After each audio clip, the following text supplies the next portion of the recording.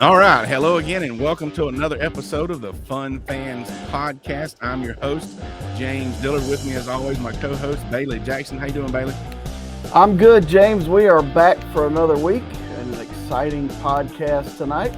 Hey, we're going to bring the hype because Clemson fans need some sunshine. We're bringing the sunshine tonight. We're going to put some smiles on some faces because we got a super special guest, Mac and McLaughlin. We're going to say his last name. We'll skip the last name. We got Mac on here, and we're going to talk about McLaughlin. the NCAA regionals. He did great. Yeah, I told him I'm the guy that calls the names at graduation. I just messed that all up. But anyway, but you know what we're going to do? We're going to throw some tailgate talk into this stuff with baseball, and we're going to give away a koozie to a lucky viewer. So the Fun Fans are a proud part of the Fanboys Fangirls Sports Podcasting Network. If you're a true sports fan, the Fanboys Fangirls is perfect for you. You can find various nationwide podcasts and other sports media at thefanboys.com and on all forms of social media. The Fun Fans is the official podcast for Clemson fans. And Bailey, where is our official place to eat? Reuben's Food, Sports, Spirits, and Catering, the best wings around, with 2 locations in the upstate, 1083 Batesville Road in Greer and 11028 Anderson Road in Piedmont. You can find them at reubensc.com. Reuben's is a great place to eat for all sports fans. And James, did you have Reuben's yesterday? Oh, did the sun come up? Yes, I did. I thought so. We were in Tiger Town. We had our wings, and it was awesome. And hey, we can throw that in our questions with Mac. If he hadn't been to Reuben's, we're going to tell him how to get there, because that location in Powdersville is only about 20 minutes away from Tiger Town. So, but before we go any further, let's get Mac on here with us. We have the team manager for Clemson's extremely successful softball team. So obviously he's the envy of every guy on campus. He's a sports management major, a freshman from Seattle, Washington. So we're going coast to coast here, and he's in middle America or something right now, he told me. But want to welcome to the show Mr. Mac McLaughlin. Mac, how you doing? I'm doing great. How are you? Oh man, if we were any better, we'd be you, which I stole that line. I admittedly stole that line from our last guest, that old brain. Yeah, Ricky Sapp. Ricky Sapp. Yeah, Ricky Sapp. So anyway, all right. So even though I've butchered that name, we're going to get past that. And when I post about this show, I referred to you as the hype man for the softball team. And obviously you're the manager for the softball team, but you're doing such a good job. I mean, you're doing so well. I figured that had to be part of the job. Is that part of the job, to be the social media hype guy for the softball team, or just the manager enough? I mean, I feel like I just kind of took on the role. I was like, I love, and the girls love, when the energy is up at McWhorter. Like, people are fired up. We just feed off that. And if I can help out with anything, helping out this team get a win, and is that by bringing energy or, just getting loudness, getting other people's heads from the other team. So yeah, I feel like it's not really part of the job, but I like taking on that role though. Yeah, well, every team needs that person. Yes. Seattle's it's a long way away from Clemson, South Carolina. So how'd you end up in Clemson? I knew I wanted to do something with sports, and I didn't want to go to the University of Washington. And I looked at Clemson online and fell in love with the campus, and I knew we were a great sports school, and I wanted to surround myself with great sports. Hey, good answer. That is correct. Even way out on the West Coast. So what year? I've already said you're a freshman, but what does tell us where you are in your college journey, I guess, and being a sports management major. What do you plan to do when you finish college? I'm not really sure. I mean, I love coaching. I love seeing getting players better. But with the manager's position, I go to practice. I can watch Val do bullpen whenever I want. I can catch Val during bullpen and see different points of views. Or I could take it into more of a social media aspect of athletics, such as running someone's social media account for a pro sport. Nice. So they pay people to, I guess they pay people to do that. They didn't do that back in the day. I mean, I'm a sports management major too, James. I have a master's in sports management. A master's, excuse me. A master's degree in sports management. So, Mac, based on your social media, you are likely the number one fan of Clemson softball. So, what's it like?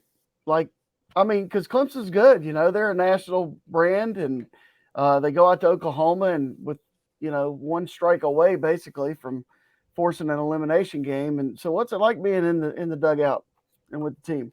Oh, it's crazy. It's fun. It's exciting. It's emotional. I mean, we're like having fun. I mean, it's like the thing. There's no other sport like softball because, you strike out and everyone's high fiving them. Like, you get a great play. The crowd is into it. The players are into it. I mean, it's just, there's no words to explain how much fun I've had this past season. Yeah. So what I see with softball is that everything is so right on top of you, meaning the bases are only X number of feet apart. The ball gets, the slap hitters, the bunts, it's just constant action. And the fans are right on top of you. Plus, Clemson's stadium is always packed, so that helps. Yes. Yeah, the girls softball, they have to, a lot of times the pitchers and third base people, they wear the masks. I know when my kids played in high school, because it's so, like you say, it's right there. You get a line drive or something, it can be fast. Really, it can be dangerous. But girls are really good at doing, like you mentioned, like somebody strikes out and they're still high-fiving each other. My daughter plays volleyball, and y'all been to volleyball. I know Bailey's been to plenty. They can, the other team can just spike the ball right down their throat, and what they do, they just circle up, pat each other on the butt, and give each other high fives and go on to the next play. Who knows what they're feeling at that time? Probably just like the rest of us, like, oh man. But they do a good job of keeping each other, because that's important. The most important play is the next play, right, Bailey? That's correct.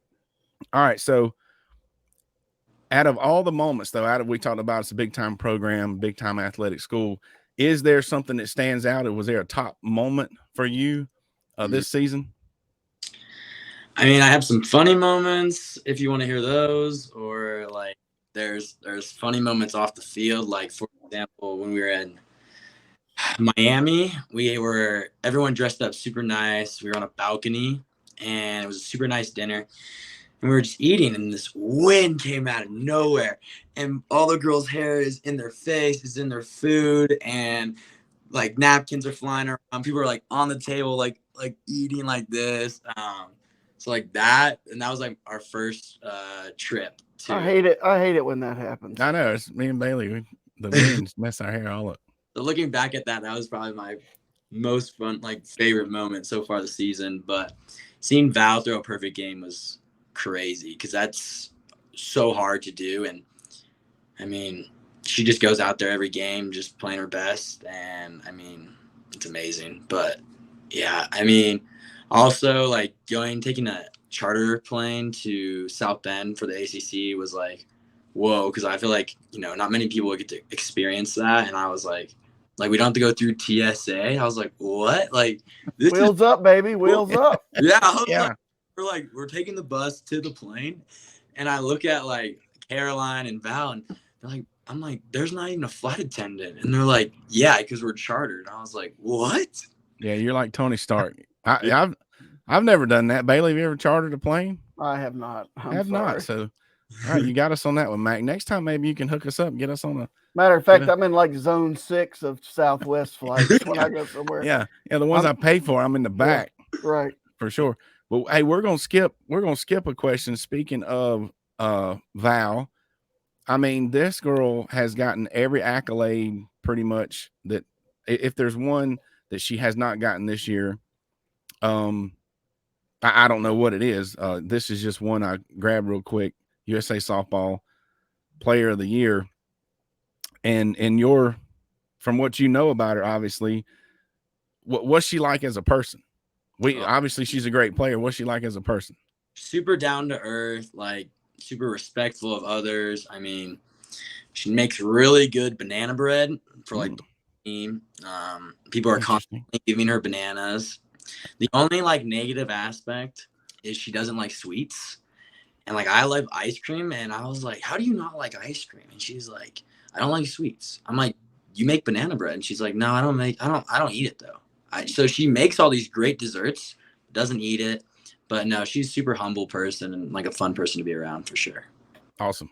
I figured a good personality normally goes along with a great player because it takes a lot of humility to humble yourself and get better and all that kind of stuff. And one of my best friends, Perry, he don't like sweets, so I don't understand. I'm with you. I don't understand that. Yeah, I mean, probably why he's skinny. He's very trim. Yeah, it definitely helps. I'm sure. But I mean, they don't call them sweets for nothing. Right. That's what they're there for. But anyway, interesting to hear about the banana bread. That's some inside tidbit you're only going to get here on the Fun Fans podcast. That's it. All right, B, where are we at? I messed this up on our order here. So, Mac, did you go to any football games or any basketball, anything like that, or you just? I went to almost every single basketball game, and I would always sit in the front row. Basketball games are super fun at Clemson, I have to admit. Like getting that T-shirt, you get there a couple hours before. I went to that Duke game when we rushed the court. I was like, whoa, like this is ACC basketball. Like growing up, going to Pac-12 basketball it's fun. Like you get to see UCLA, USC and stuff, but Duke versus Clemson and Clemson winning, I was like, wow, this is cool. Yeah, you get your Clemson Grit T-shirt. Yeah. Yeah, for sure. I got a couple of those laying around my house. So you weren't there for football. You're a freshman. You started in December. Yes. Okay, so this coming year though, you plan on going to some football games? Oh yeah, for sure. Does the softball team they do fall ball? I guess in the fall. Fall ball, and we'll get there a couple weeks before school starts. We'll start some practice. But you guys will have, when there's a home football game on Saturday, y'all will be able to attend the games, I guess. Oh yeah. Coach Redmond gets it off for us. Yeah. Yeah. Well, that's the same thing. I think Chris, or I know we've tailgated with some baseball players, and they said that's kind of odd. A lot of schools that don't have big time football, they might be playing or practicing on a Saturday, but wow. Good deal, Look, man. I'm telling you, man, the fall that I was a manager on the baseball team at Clemson, that was the only day we got off in that fall semester were the home football games. Yeah. And it was a full-time job. Well, Mac, you've heard the stories and you've seen the videos, and obviously you've seen the stadium. You just wait till this fall, young man. It's going to be an experience for you, and look forward to you being able to do that. That's going to be awesome. A sports fan like yourself that's already plugged in to Clemson athletics.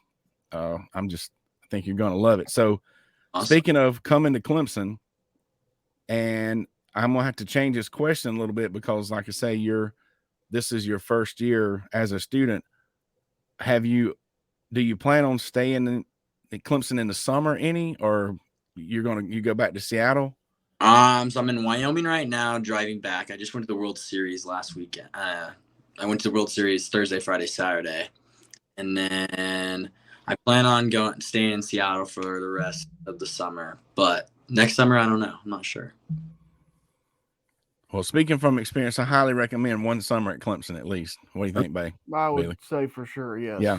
Yeah, summers at Clemson right there at the lake, and everything else is pretty good. So what, and your other plans for the future, we talked about that a little bit, but is there anything else you want to share with the fans out there about Mac? I mean, if you don't already, I guess follow my TikTok, MacDog206. I mean, I make hype videos and videos with the softball team and hopefully other sports. But we just really have fun. I mean, I hit 1,000 followers today, and I'm like super grateful for that. Didn't realize making a funny video saying "Get up, it's game day" would take it that far, but it's super awesome. Yeah, it was great. If you're not following this young man, find him, and we'll post the links and stuff on when we post the show. But that's where I think that video was the first one I saw when you popped up out of the bed or whatever, and yeah, that was great. And all of a sudden you're on the field, and I can't remember, but yeah, it was good stuff. And I know the fans, the players appreciate that, but the fans do as well. And hopefully the athletic department does, especially if you're doing that out of the additional job of being a manager for the softball team. They need to give you at least another title. Put that on your resume. Okay. Yeah. Well, sure. The more on the resume, the better. And anytime reach out to some local administrators, high school administrators, you just let us know now that we're in touch, and we'll look forward to seeing you grow through your college years. And continue to be a large part of the Clemson athletic program. We appreciate you being on the show. Yeah, thank you. Thank you for having me. Appreciate it. No problem. You have a good one, and go Tigers. Go Tigers. That's right. That's a very nice young man there. That's right. Bright future. He's high energy. Yeah, he was pretty low key there compared to some of the other stuff I've seen on his social media, I believe. But anyway, what we don't want to forget about coming up, speaking of Clemson in the summer, August 4th, 5th, and 6th, the Orange and White Weekend sponsored by Wayne Buckingham. Tim Bourret has said that this will be a historic event because this will be the first time these former Tigers have been in one place at the same time. We're talking Horace Grant, Dale Davis, Levon Kirkland, Michael Dean Perry, Coach Danny Ford, Perry Tuttle. The list just goes on and on and on. We'll post this link on the Fanboys website, like with all the other links. So make sure you can find thefanboys.com. It's not that hard to find thefanboys.com, but we'll put that link up there as well and get all the information about that gala for as cheap as $50. You can rub elbows with those guys, or you can learn how to be a sponsor. Or us. That's right. You get to hang out with us. One more quick reminder. We're on TV, by the way. Right. Download the Boxcast app, and you can stream us, WSBN TV, channel 24. Yeah, and I would just tell people that if in some situations, the WSBN, when you get the Boxcast, just search WSBN and boom, there it is. Yeah, it'll be right there. It Once you took search me a minute to figure out exactly what to search, because if you search Fun Fans, it doesn't come up, but if you search WSBN, it does. That's right. Very good point. And one more thing, you've seen this scrolling across the bottom, but I finally got my True Victory t-shirt in Clemson colors.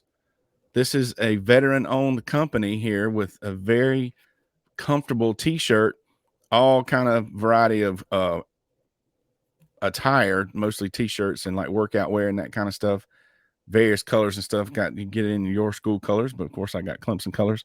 So just check out truevictory.com and you can use coupon code TheFanboys and get 15% off for that one. All right. So there was a game Saturday, and we're not going to talk about the game just yet. What do we talk about here on the Fun Fan Show? We talk about the tailgating. And it's hard for me to do anything but compare the football tailgating to the baseball tailgating. So what we have coming up for you is the 5 differences. It's a comparison. It's a contrast. Then we'll do a little bit of comparison of tailgating for baseball versus tailgating for football. Not in any work. Yeah, like English class. Not in any particular order. First difference I noticed, Porta Johns. At a football game, you're sitting at the tailgate, you look left, there's a couple of Porta Johns. You look right, there's a set of 4 Porta Johns. You look across the way, there's more Porta Johns. Guess what? At baseball, non-existent. Well, are you going to go through these and then I'm going to give you my take on it? Yeah, give us your 2 cents worth on. There may have been Porta Johns somewhere, but I didn't see them anywhere. Well, James, at a football game, there are 85,000 seats. Last Saturday night, which was last night, there were 6,200 people there. That's right. Okay. They should have had at least one. The public restrooms can handle that. They can't build the stadium and add additional seating like they have without enough restrooms for the total capacity. Well, not saying it's a negative thing, but that's the difference. Don't be looking for no Porta John at a baseball tailgate. All right, another difference. The parking's free. That was great. Versus the football parking, which is house payment or 2. Not free. All right. The parking is also closer. Now, obviously, there's close parking to Death Valley for football, but relative to free, the parking is much, much closer based on the cost of the football game. So we were right there at Derby yesterday and just had to walk right into Doug Kingsmore. So that was pretty nice. Well, if you do free parking for football, you're going to need one of those True Victory workout shirts because this is going to be a workout. Ain't that true? They call it Uber. Or some workout clothing. That's the whole thing. You have to change when you get there. And some powders. All right. The baseball tailgating is a little more low key. I don't know if that was, maybe it's like you said, it's less of a crowd. I heard some music. We have music, but there's always more music at football. You just can't help but hear the tailgates are pumping and blah, blah, blah. But the baseball, there was music somewhere close by, and that was pretty much it. And we were just chilling, and most people were walking by, and that was all right. But it was pretty cool, but much more low key. And I'm gonna say this is a negative, I guess, in some kind of ways. Obviously, there's no halftime, so there's no halftime tailgate in baseball. Right. That's the struggle. The struggle was real at that point. All right, I bet you.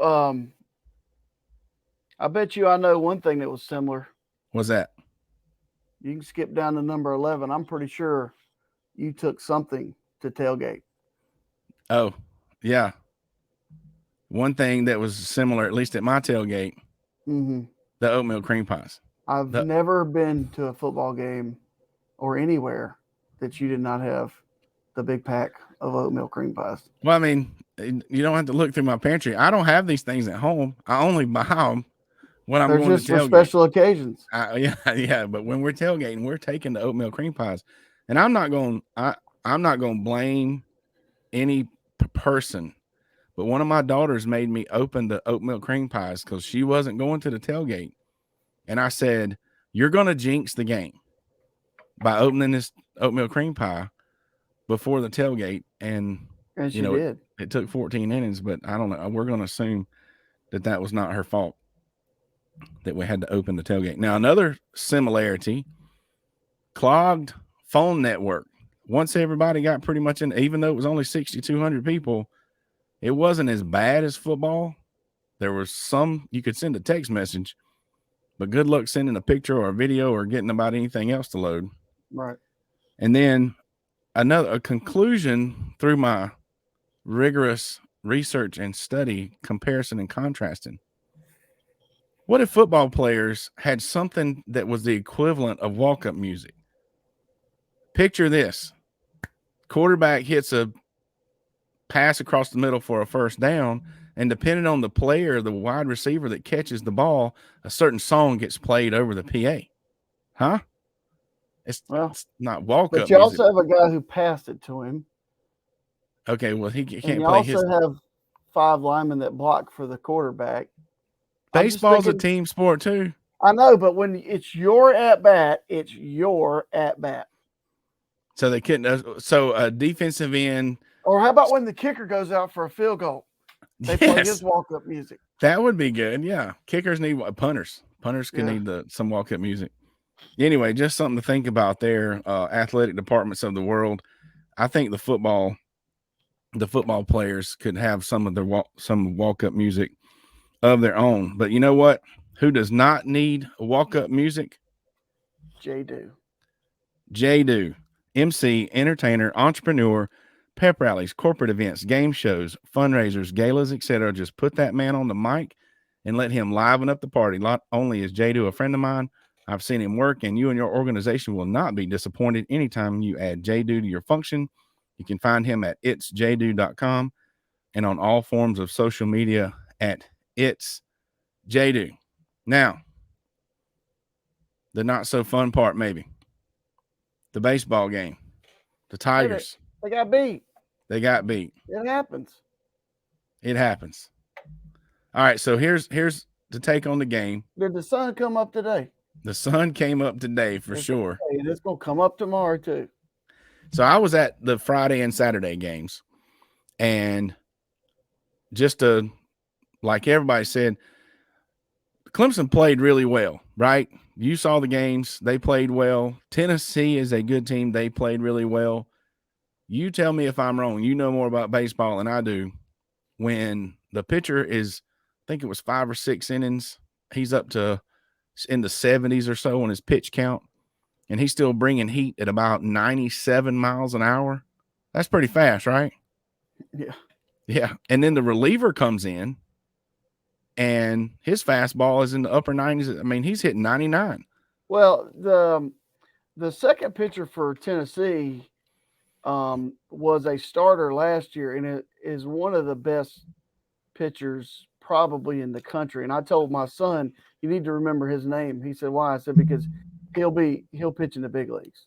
Gotcha. He had a nasty slider, up in the mid to upper 90s at times. And he threw like 100 pitches in relief. So, I mean, Tennessee was ranked number 1 all of last year. They've got a ton of guys back. And look, give them credit. Right. The guy hit one out of the stadium. Yeah, they rocked out of the stadium. They rocked a couple of them, and it just came at the worst times. And then when for Clemson to get the bases loaded in the bottom of the 10th with no outs. Yeah, you got to score a run right there. But that was a little disappointing not to get a run across there. But yeah, because it would have won the game. yeah. So, but then I mean, it was. I will say this: you were at the game. I was sitting here watching all 14 innings. Twitter was blowing up. Kurt Herbstreit said it's the best college baseball game he's ever seen. You know, Carolina fans were chiming in saying this game is ridiculous. It's so good. And you're playing a team, Tennessee, that played in the SEC. And we all know how good that league was. Right. And they were ranked number 1 last year, all of last year. So it's not Cupcake City. Oh, it was not. It was definitely a good game. Baseball's a strange sport. You know? And that's what worried. I was worried during the ACC tournament. You can't win. It's statistically almost impossible to win 20-something games in a row. And, you know, it was kind of almost bound to happen, and it seemed to happen at the worst moment. But like you said, being at the game, and I'm not to take away anything from the effort of the players. Obviously, you know, today they went out there and they gave it their best shot just like they would any other time. But it was exhausting, the heat. And I don't know, of all the talking heads I've heard, it was very, very warm at the beginning of the Tennessee game. The sun went down. It didn't get much cooler. The humidity was still a factor. And going 14 innings of that, just sitting in the stands wasn't the most fun thing in the world. I can only imagine the players. And then they had a 13-hour turnaround from the end of one game to first pitch of the second. And it honestly, I knew it was going to be tough for Clemson, the players. That's just a difficult turnaround for anybody. Nature. Just like basketball, we already talked about this. They were within 1 strike twice. Hey, we won the game. If you take away if there was no such thing as review, we won. We would have advanced and been playing. He was out. I mean, all the reviews that were overturned were done correctly. Yes. And here, and I don't, you know me, I'm not talking. This is in no way negative with the coaching staff. It's hard. It's hard to sit there and go, okay, do I leave Grice in? He's pitched 8 2/3. Right. Or do I bring somebody else in? You know, the baseball strategy book says bring somebody else in. Yeah. You know, and I just, when Grice went out, I was like, you know, but that's totally, it could have worked out. Hindsight, right. Yeah. That's mean, the kid that hit the home run, they were talking about on television. He did that in the Little League World Series when he was 12. He had a walk-off game winner. That's pretty impressive. He was born to boogie. And he'd already hit one. Well, yeah, honestly, I just assumed they'd bring a closer in the 9th inning. And when they don't have a closer. Well, you know, that's the standard baseball. Closer by committee at Clemson. Closer by committee, but when they sent him back out there for the 9th inning, I thought, well, maybe they're going to let him try to get a complete game. And the way he was pitching the 9th inning, but like you say, hindsight, you never know. Yeah, I mean, it works sometimes it doesn't. I mean, you're not going to win. How many games did they win in a row? 18 or however many? Ended up, I mean, just now that the season's over, if you look at the season as a whole, it was awesome. It was awesome, especially compared to the past season or two. I mean, how far back do you have to go since we've hosted a regional? 16, I think. How far back do you have to go since we won the ACC? Not last year. or the year before. So it was definitely his first year head coach. It was definitely a turnaround. Let's talk about, did you see, it might have been hard to see at the game. Did you see Canarella get tossed out of the game? I did not. I'm going to tell you, this is another thing from a fan standpoint. Football does a much better job than baseball. It's just different. So I'm not knocking it. But if something happens, if there's a play, if they do more over the PA, now they might not talk about, well, the referees, they do. The referees they put their little microphone on and they'll say number 15 with unsportsmanlike, and he's they're going to say whatever. Baseball stuff just happens, and you're texting people, and people around you are texting their friends or looking on Twitter and trying to figure out we were clueless. So when our boy Nick Clayton, he rolled that guy rolled into a double play, and everybody's all fired up. It was a great play. There were some great plays in that game on both sides. Without it, yes. And Canarella's coming in from center field, and he starts wolfing at the guy that's from Tennessee that had slid into second. Mm-hmm. Well, then the guy from Tennessee said something back to him, and Canarella turned back and said something back to him. And the next thing you know, Canarella's going over to our Clemson team, and he's still talking to the guy from Tennessee. And the next thing you know, they're thrown out. Yeah. Well, he had to sit out today's game. Correct. He's a freshman of the year in the ACC, batting 400 and something. Yeah. So that's like, not only do you have the game won 2 or 3 times, then your best hitter and leadoff man is not there. Yeah, that hurt. I mean, who knows what would happen if he was in the game. But I did see this morning and saw the video and saw a description, and obviously most people are saying it's bogus, but if it's a rule, it's a rule. Maybe we didn't hear what he said. I don't know if something about I have no idea, but tell me if I'm wrong about this. What was said was the umpires had warned both teams. All right. Is that right? Then you don't say anything. Then you don't say right, because the next thing, even as a team, if there's a team warning, any individual is going. So yeah, I mean the umpires followed the rule, and he just did something he shouldn't have done. So the announcers were hammering the officials. Yeah. All right, and I'm not. Look, every sport's different. Okay, so I'm gonna give you a quick story. We had a baseball player this year that grounded out, and as he crossed first base, he yelled a profanity that no one heard. I watched the video with the sound turned up. I'm at the game. No one heard it except the umpire. And in the pregame meeting, they go, Coach, profanity is automatic. Right. It's automatic. All right. Kids, if you use profanity, it's automatic. Well, he said one word because he was frustrated with himself. Right. He's gone. He gets 3-game suspension. Oh my goodness. All right. That's what's in the book. It's by the book. Right. So we didn't have any more profanity all year, I can tell you that. But in another sport like basketball, let's just use that as an example. Yeah. What would happen if I screamed that profanity on the court? I would receive a technical foul. Right. And I still get to play. Right. There's no technicals in baseball. Right. So there's no 15-yard penalty in baseball. If you've ever been in a pregame meeting, basketball, baseball, whatever, they say the same thing.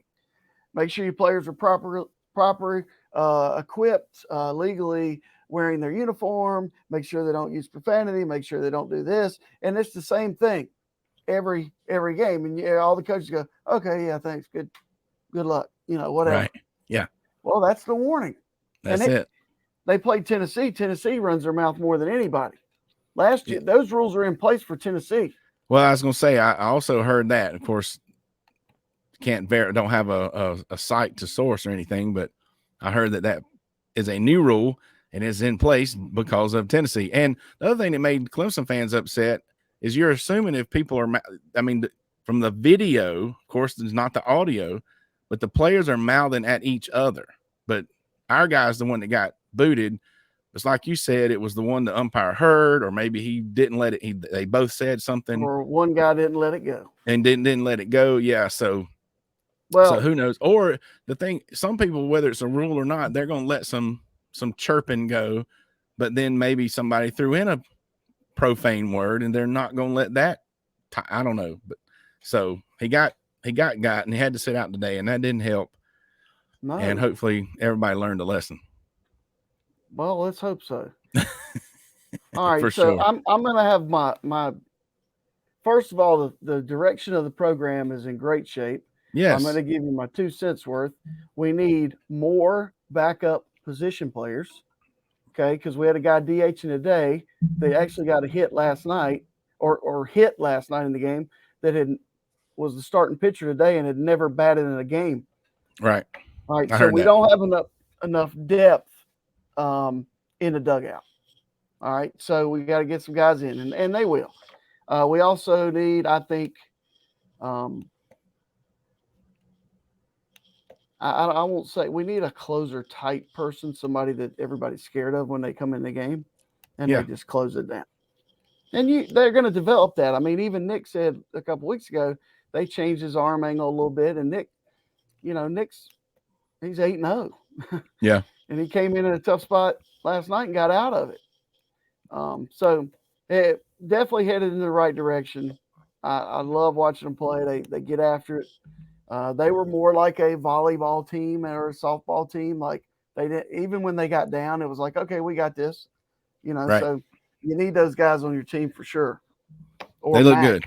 Matt can be the manager. Yes, right. But maybe can I say one more thing about baseball, college baseball? Yeah. Well, we're not done. All right. So now I wrote all this down because you said, we have a short discussion on baseball across the country. Yeah. There are several seeds that have been beaten. I got my website ready. Let me go over this real quick. Let's hear it. There's no way I would be a pitcher because either you got to do something with the baseball or the bats. Because in 32 games on Friday, 17 teams scored 10 or more runs out of 32 games.